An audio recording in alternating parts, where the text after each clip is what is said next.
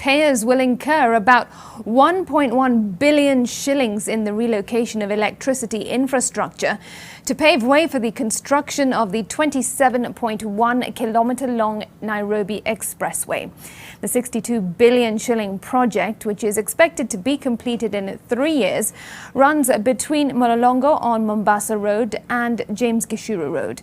Victor Kiprop reports. When the government announced that it was going to construct a 27.1 kilometers expressway through the heart of the city, it became immediately clear that making way for the multi-billion project was going to be a costly affair. To enable this project to take place, to be implemented and to be operationalized, existing services have to move.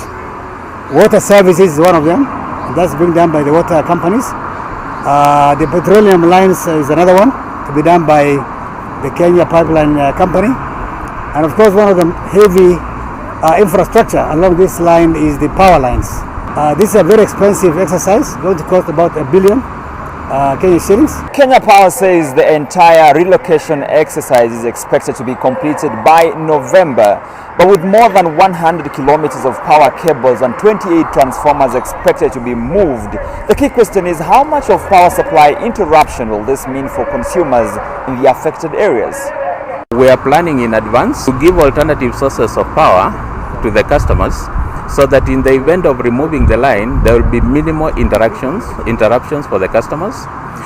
In the case of the high voltage lines, we are using our liveline teams that were able to do those kind of relocations using the liveline teams, that there will be no need then to interrupt supplies to the customers. In the past, Kenya Power has been on the spot for incidences where electricity poles have ended up right in the middle of a road or dangerously close to a multi-story building.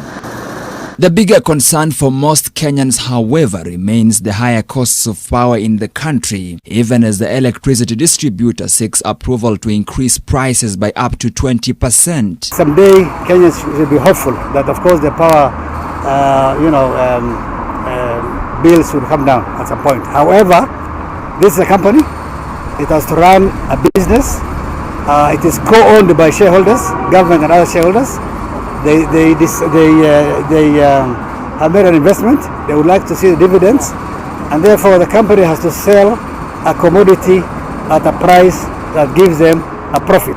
In the meantime, the transformers are coming down and big trees are being felled in the hope that the 62 billion shillings Chinese-funded elevated highway will solve Nairobi's heavy traffic problem. But don't forget that you will have to pay at least 300 shillings every time you use it, as financiers seek to recoup their funds in a toll system that they will operate for 27 years.